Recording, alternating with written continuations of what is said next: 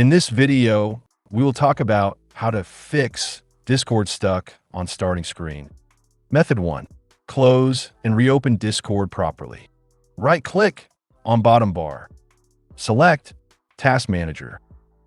Click in Task Manager search, type Discord. Right-click on Discord, select in Task. Now, click in Windows search, type Discord. Select Run as Administrator. Click on Yes. If it's still stuck, then follow our next methods. Method 2. Clear Discord cache. First, close the Discord completely from Task Manager. Then right-click on Start icon. Click on Run. Type %appdata % and press Enter. Double-click and open Discord folder.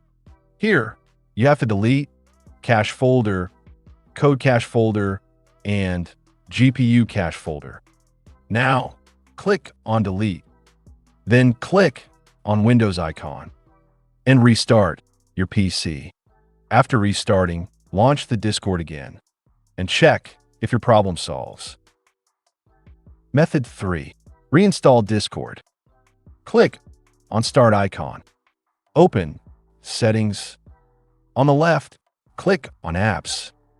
Then Installed Apps. In App Search, type Discord. Then click on 3 dots and select Uninstall. After uninstalling, right-click on Start icon. Select Run. Type %appdata % and press Enter. Delete Discord folder. Right-click on Start. Select Run. Type %local appdata % and press Enter. Delete Discord folder. Now open any browser and download the latest version from Discord website. Once it's downloaded, install it back. So that's how you can fix Discord stuck on starting screen. See you in the next video.